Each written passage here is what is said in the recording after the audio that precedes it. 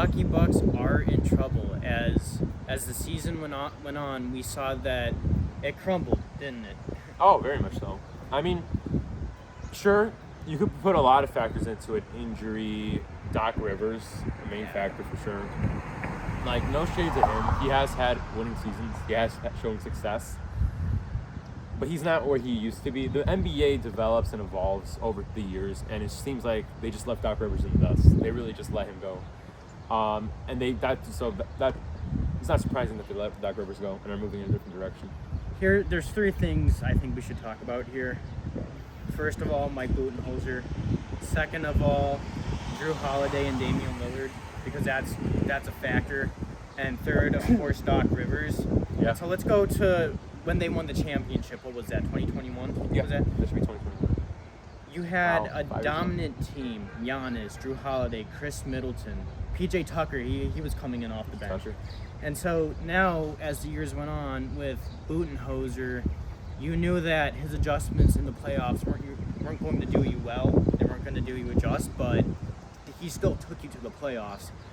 And so now what happens is you also have Drew Holiday.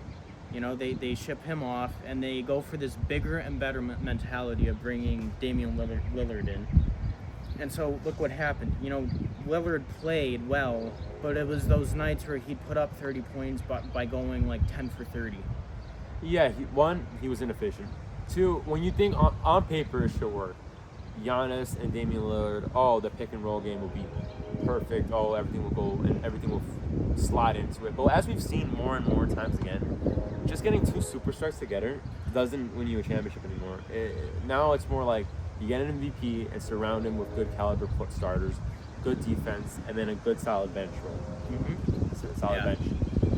They really decided to just go in on the sweeps sale and just pick up Damian Lillard, thinking that the offense would make up more than enough for defensive lack. And not to mention also, both players really do rely on the ball in their hands. That at the end of the day, that's gonna be a problem.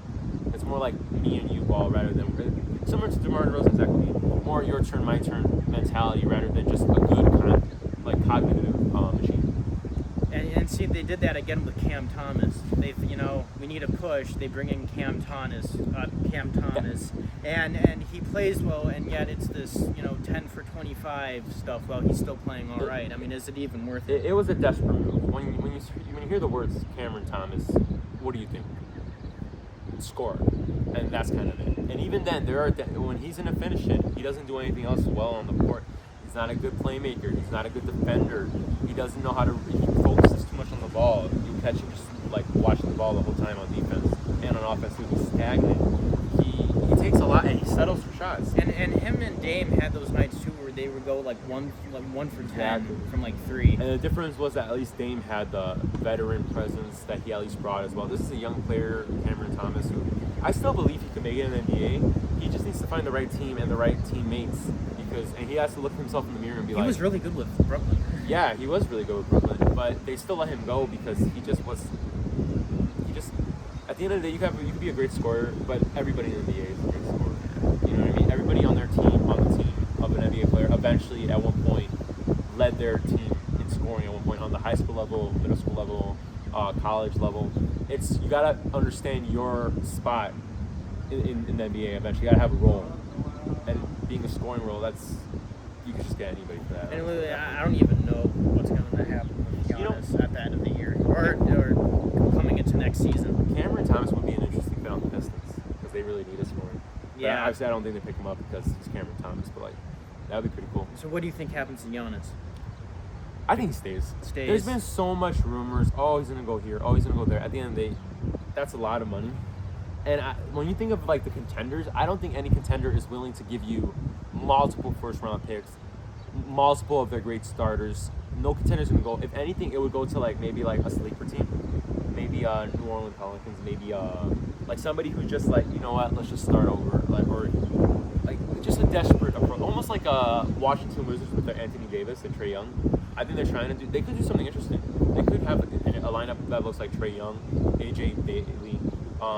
You could have one with Anthony Davis.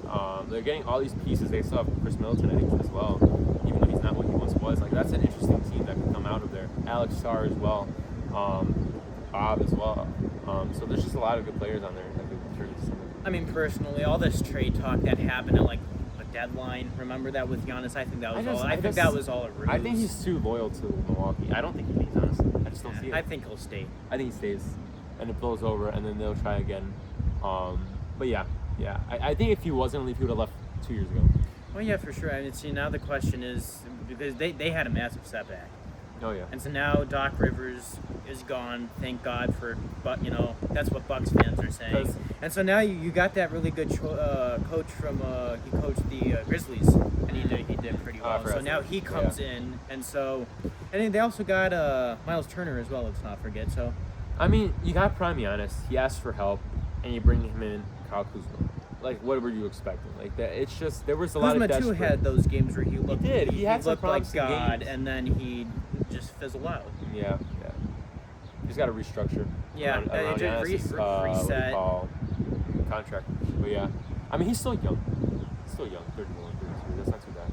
But yeah, absolutely. But yeah, overall though, I think we'll just see them just reconstructing around Giannis. Yeah, and that's gonna take time too. Oh, it is, and it's gonna probably cost picks as well. Yeah. But yeah. Thank you guys so much for watching, everybody. We hope you all have a lovely day.